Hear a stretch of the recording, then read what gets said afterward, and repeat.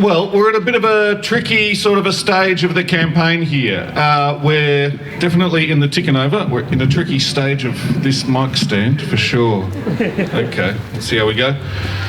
We've got the campaign ticking over. Today, of course, is the launch, but you would know probably that we've already had a bunch of stalls. We've already stalls in malls, stalls outside of malls, stalls being chased around by security guards. You know, there's no free speech in shopping malls, it seems.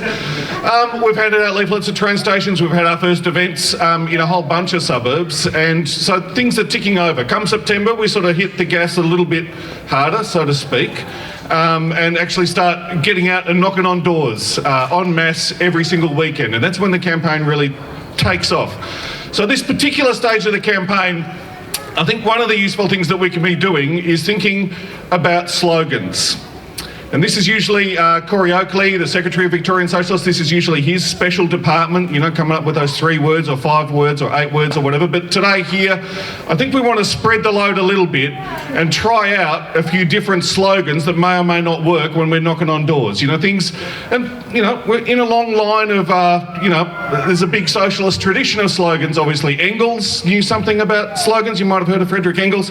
He always sought after, in his words, the short, precise phrase, once understood, that takes roots in the memory and becomes a slogan. Maybe at the other end of the extreme, there's a fellow Lawrence Ferlinghetti, one of the beat poets, and he talked about poetry being the shortest distance between 2 people.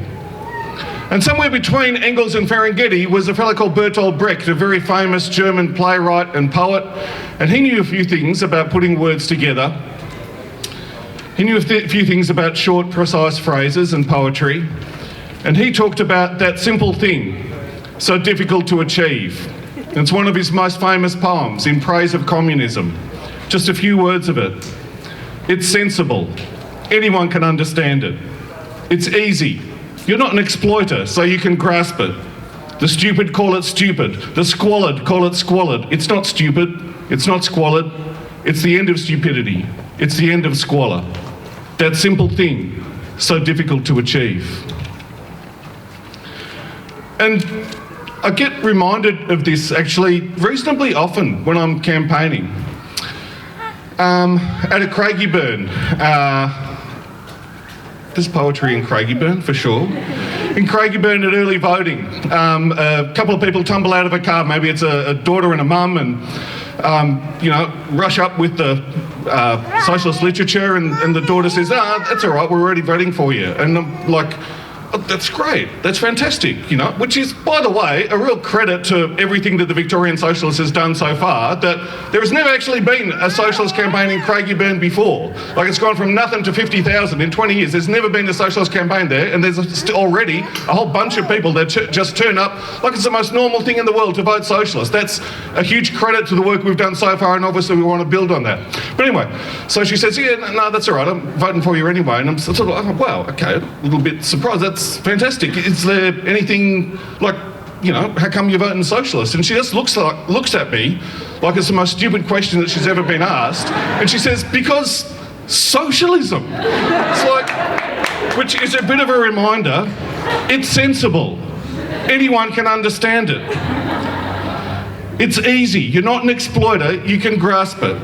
And I get reminded of that as well at the other end of the electorate pretty much in Carlton yesterday. A really nice gathering outside Reading's bookstore, which loves to host such left-wing writers and left-wing thinkers, but when their own workers want to get organised and want to get a pay rise, they actually get threatened with discipline for speaking out publicly. But yeah, a really lovely little gathering. It's always great getting together with a bunch of workers who are organising, and the first people, you know, it's a couple of speeches and that, and I turn to the total strangers next to me and say, oh, you know, I'm Jerome from Victorian Socialists, and say, oh yeah, no, we know, we're members already.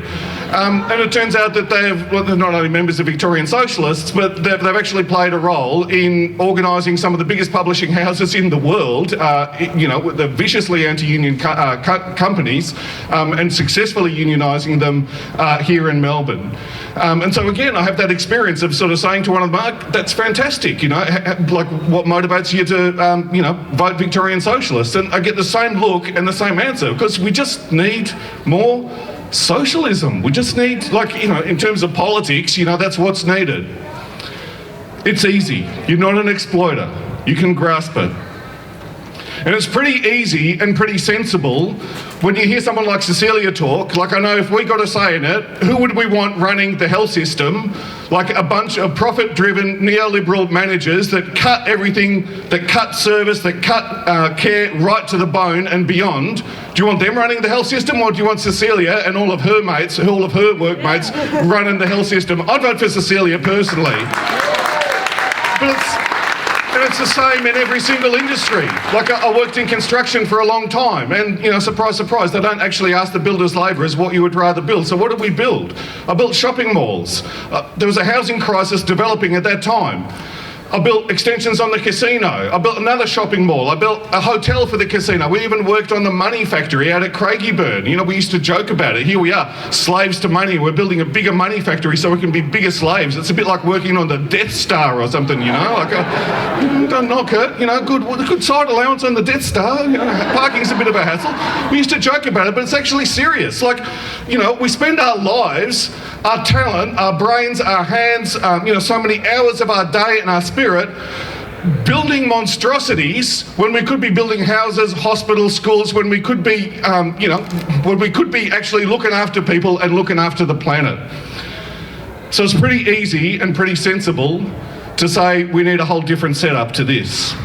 Now, and the same goes with the energy system. You know, I do irregular visits to the Latrobe Valley, and once, you know, went up there a couple of weeks ago, and once again, it's really easy to find people that know in that community, which has supplied electricity to Melbourne for 100 years, there's people who know, yeah, we've got to get the hell out of coal. If it was open to a vote, you take the economics out of it, the dull compulsion of economic facts, if it was put to a vote, so should we, now that we know that this is incinerating the planet, should we keep doing it, or should we do something different?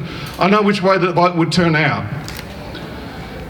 It's not stupidity, it's the end of stupidity. It's not squalor, it's the end of squalor. Now, of course, we're not voting for socialism on November 26th. I hate to break it to you, but even if myself and Liz both get elected, on November 27th, we are still going to have a capitalist system and a hell of a fight on our hands. So what are people voting for? Some people, as I've said, are voting because they just want more socialism in politics in Australia, because they believe in socialism. But there's plenty of reasons why people end up voting Victorian Socialist. I think the first stall I did at Broadmeadow Central for the federal election, this guy stops by, so what sort of socialist are you? And I said, look, I'm a revolutionary socialist. You don't have to be revolutionary to vote for Victorian Socialists, but I'm a revolutionary. He says, you'll agree with me then that one of the greatest tragedies of the 20th century was the murder of Leon Trotsky by the agents of Joseph Stalin, which is just the sort of conversation that you can have at Broadmeadow Central at 11 o'clock on a Saturday morning. It's really nice. And he says, and we have a bit of a discussion, he says, look, we're never going to get socialism in this world. And I'm like, but, he said, look, I'm telling you, we're never going to get socialism in this world, but I'm going to vote for you because I know that you'll fight for everyone. People, and I kept meeting people like that. The guy who comes up quite late in the piece at early voting at Craigieburn, and he says they've had a big family meeting, and he's been translating everyone's how to votes into Derry. And as soon as he read the statement on our how to vote about how I was an anti-racist activist, his mum said, that's it, we've got to, this is the one that we're voting for. So, which brings me, we've had a bit of Brecht. That's one of our slogans. A socialist in Parliament will fight for you. And a lot of people will vote for that fight. Will vote for someone who will stand up for everyone, stand up against every injustice and fuel every fight. And speak the truth as well about the bullshit of net zero, about the inhumanity of refugee policies in this country. The other thing that people will vote for is to give billionaires a good sound kicking. So my standard pitch was pretty much, don't know if you've heard of Victorian Socialists, we're pretty new, we're very radical. We think it's totally crazy that the billionaires in this country have doubled their wealth in 2 years. Oxfam report, start of the year. We haven't doubled healthcare in this country in 2 years. We haven't doubled aged care in this country in 2 years. What the hell's going on? We're not promising that we can fix all of that just by electing us to Parliament, but we're up for a fight. We're up for a people-powered alternative to all of that. The sort of thing, we used to have strong unions in this country, that's what we want to get back to. That's us, what motivates you, and then being able to listen to whatever people throw back, and it's aged care, it's privatisation, it's the state of the schools, it's the state of the health service and all the rest of it.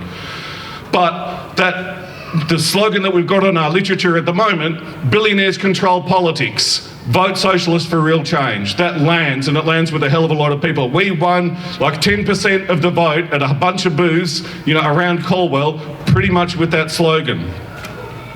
And of course, after the vote comes the count.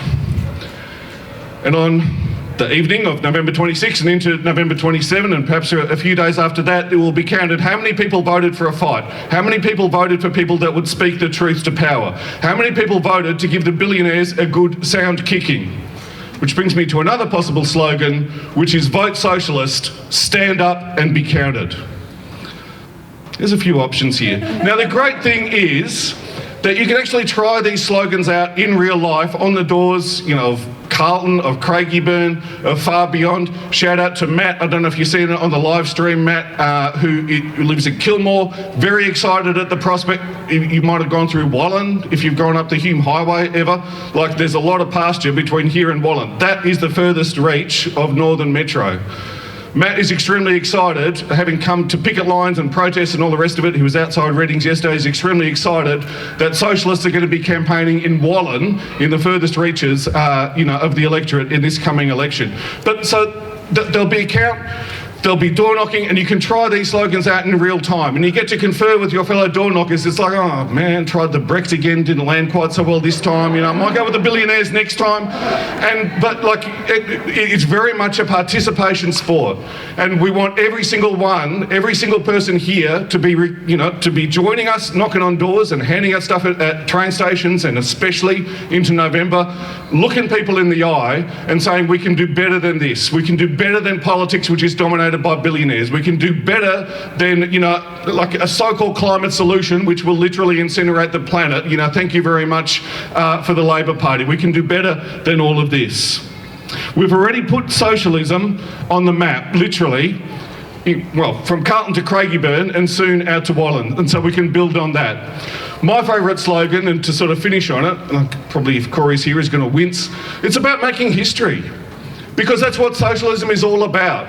It's about ordinary people not just being pushed around by forces that we can't control. It's about ordinary people digging in, taking a stand and imposing our will, like all of us have done so many times through different struggles, through freeing refugees, through stopping uranium mines, by fighting union fights, and ultimately by fighting for a better world, and a world which is where not everything is bought and sold for a profit. It's about making history. It's about ordinary people making history.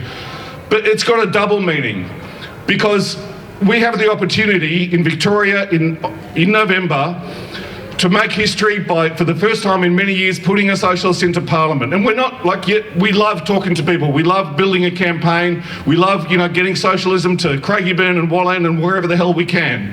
But our point is to win. Myself and Liz actually are a chance. Like those figures that Ros read out, Fiona Patten is in the Parliament in Victoria. She got 3.2%.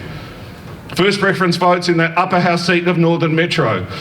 What's her name, Catherine Cumming, out in the West, I think she got 7 point something% in the West. She's in the Parliament. We get booth votes of 8%, 10%, sometimes 3%, but we are right in the mix. Definitely no guarantees, definitely no guarantees. There's a lot of other votes that, depends where they fall, but we can make a bit of our own history by getting a socialist into Parliament and helping to pull socialism as a political movement off the margins of Australian political life and pull it into the daily discussions of speaking the truth of power, of saying that we can do better, and going out and actually winning better for ordinary people. So really looking forward to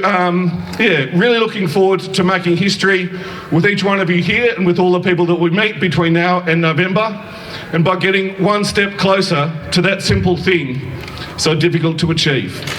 Thank you.